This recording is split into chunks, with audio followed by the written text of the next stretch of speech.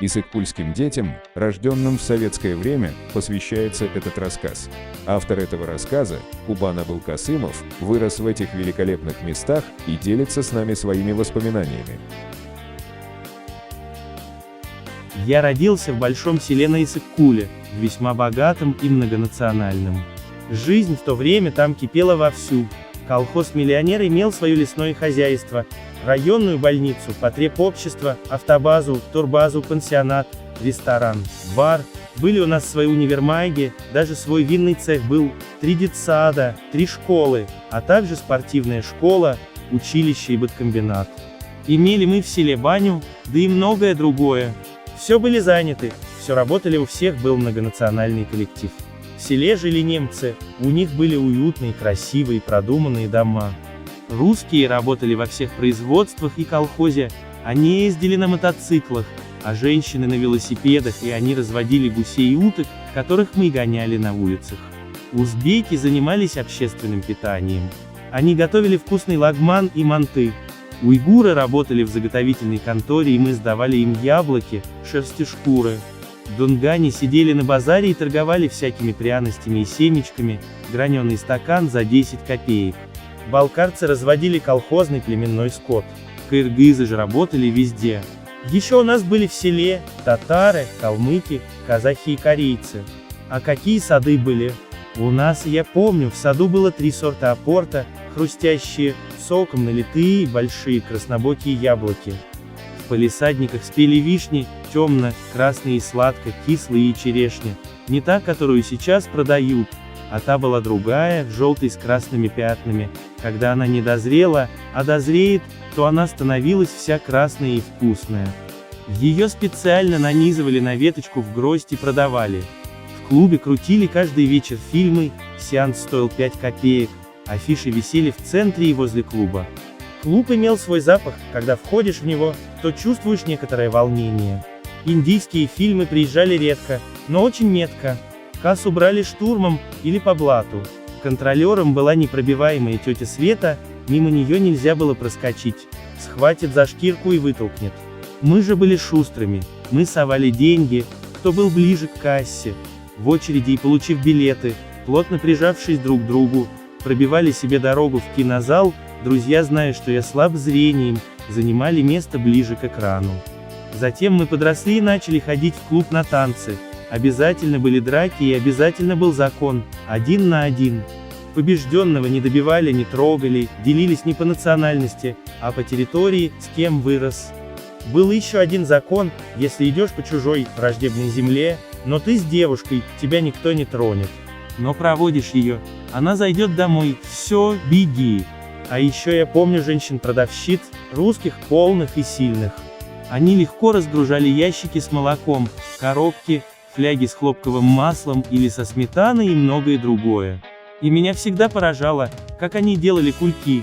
Тогда не было целлофановых пакетиков, а была оберточная пищевая бумага, светло-коричневого цвета.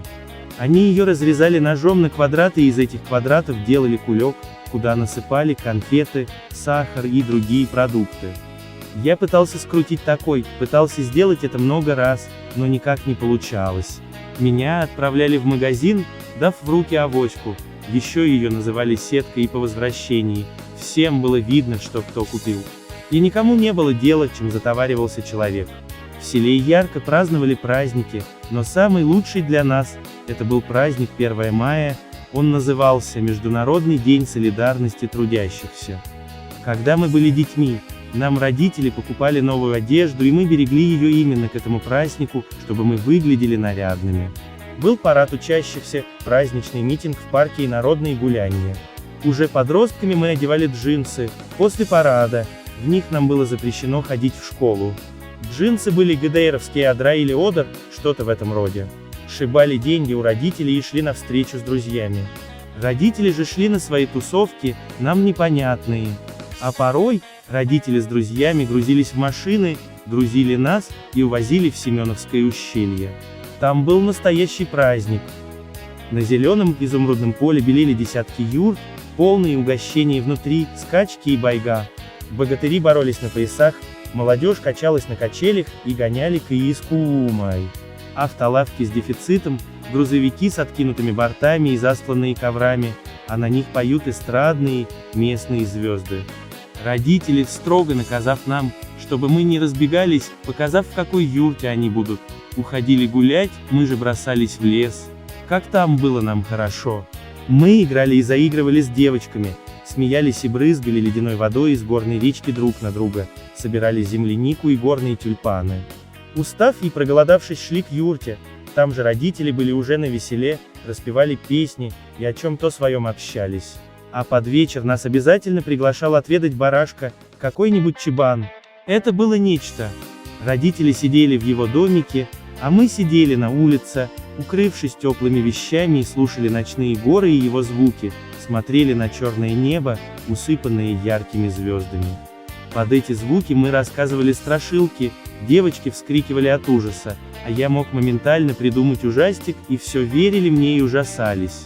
А еще я помню, к отцу приезжал его друг, Володя, немец, водитель бензовоза, привозил копченую рыбу, они сидели за столом и пробовали ее, нарежут дольками, достанут красную икру из нее, помажут на черный хлеб и закусывали водку. Захмелев, они, обнявшись, выходили за ворота и долго прощались. «Вовка, друг», — говорил отец, — «отличная рыба». Володя же, довольный, что рыба понравилась, отвечал: «А был Косымыч, такому другу, как ты, плохую рыбу привезти нельзя». И хохочут. Мама же, открыв дверь, говорила им: «Зайдите во двор, стыд, позор». Что люди скажут? Но никто ничего не говорил, у отца было много друзей. Их дети, мои друзья, мы вместе выросли, вместе прошли многое, и, собравшись вместе, обязательно вспоминаем наши приключения на 1 мая.